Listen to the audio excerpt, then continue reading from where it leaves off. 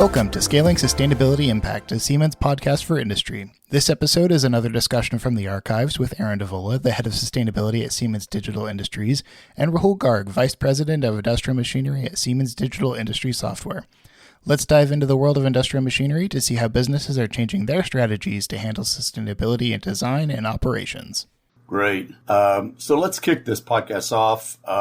Rahul, could you provide our audience with some of the key trends that you see that are driving the need for a sustainable business strategy in the industrial machinery industry and why?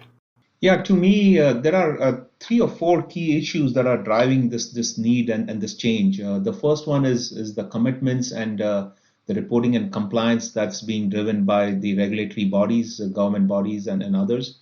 The second big one is around capital flow, right? Money is actually being invested in driving smarter factories, smarter sustainable factories, which is what industrial machinery companies are doing, is eventually feeding that those factories. The third, obviously, the social aspect of is the resource scarcity. End of the day, we all have some obligations in terms of trying to better manage the resources we have at our disposal in this world, and even some of the challenges that we are creating with the way we are using our resources. So that's a very important challenge and issue as well. And lastly, but not the least, is customers.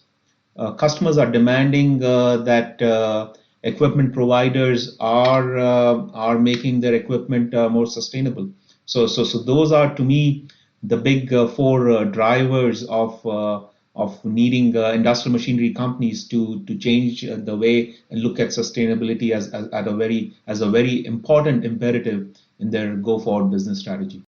Rahul, one of the things that I would just add to that is, as I look at some of those trends and we look at it through the lens of industrial machinery, you see how electrification and the need for electrification is driving the need for efficiency, because so many of those processes require a lot of energy density that is available in a fossil fuel, not the same way it's available in electricity. And so really trying to drive down the energy used to manufacture, to convert material, really needs to be evaluated and optimized at every corner. I think that's a great point, Eryn, because end of the day, not only there's the issue of emissions from energy consumption from fossil fuels. There's also the cost of energy, right? Cost of energy is not coming down at all. If anything, it just continues to stay there or go up. So it becomes another big driver for trying to figure out how to optimize that cost as well. Yeah, thanks. Those are all great points. Next, I wonder if either of you could provide us with a holistic view of digitalization and sustainability. From my viewpoint, digitalization really drives sustainability. It's the how to the what, right? So sustainability is an outcome that requires a lot of planning and a lot of tools to make that happen. And digitalization is really one of the key levers to do that. It gives you the opportunity to look at the entire product lifecycle, taking data from many different phases and being able to visualize that. It gives you the ability to be able to try a number of different things as you run through simulation tools, and being able to take that and try out many different things, pulling things together. And the other thing I think about in context to digitalization is it gives people the ability to exchange data. It's not something that one entity is going to achieve. It's something that we need to really achieve by looking outside our own gate to gate, by looking at everyone in our value chain and everyone in our ecosystem. And we see a lot of success with sustainability coming from people working together, exchanging data, sharing information, working together to set standards, even across competitors, so that we can move the entire area forward. So I think that those are a couple of the ways that digitalization really helps drive sustainability. Yeah. I think those are some great thoughts there as to what's happening today. And one of the things that comes to my mind, Eryn, is if you think about digitalization, it was primarily viewed as helping a company become a digital enterprise to help them become more adaptable, more agile, more flexible. and overall improve their ability to deliver their products with the right time, quality, and cost. But I think leveraging digitalization for the things you mentioned, energy efficiency, decarbonization, circularity, resource efficiency is where it really brings it all together in a very comprehensive way for many of our customers.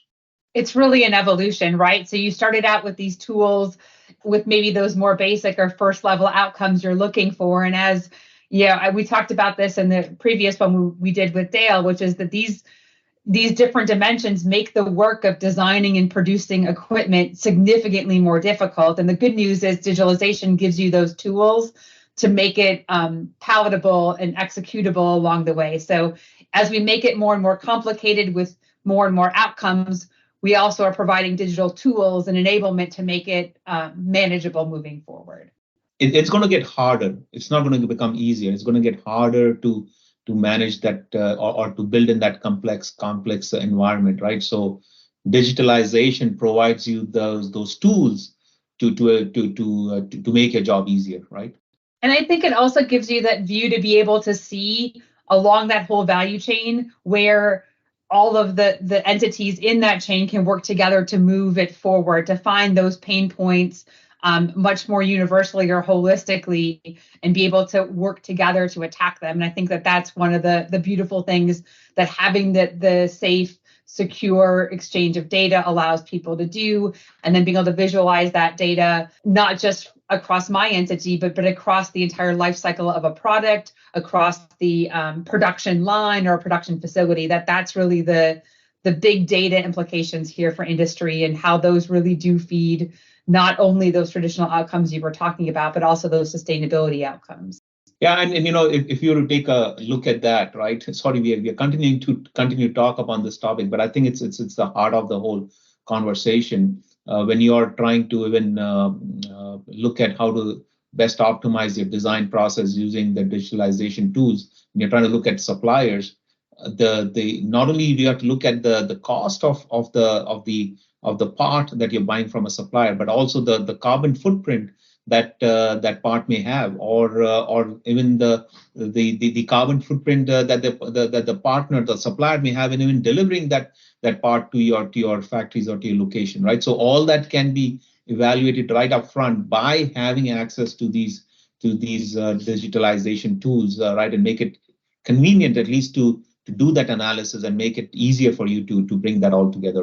And you have so much more ability to do that in that realization phase when you're planning the design of that product, when you're planning the machinery that will manufacture it. That's when you really have the ability to make those decisions about how energy efficient that equipment is, about how long that product is going to last. When you have that information to make those good decisions up front, we talk a lot about brownfield factories, but we also have brownfield designs that are already out there, and trying to make them more environmentally friendly is much more difficult than starting from the beginning with the information you need to make them environmentally friendly from the start. That's a good point.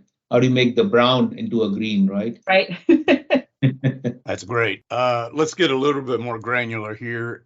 Could you provide us with some of the main elements that show how sustainability relates to the industrial machinery industry? Yeah, I think maybe we already started talking about some of that, right, as to how digitalization can be leveraged for sustainability. So to me, there are three key elements which come into play. The first one is the upfront design for sustainability itself. So when you're doing your design, now you're no longer just trying to design your machine for the highest possible throughput or the highest possible quality. You have to also design it for highest possible energy efficiency and circularity. How do you make it easy for you to remanufacture, refurbish, extend the life of the machine, right? So all of those design concepts become very important.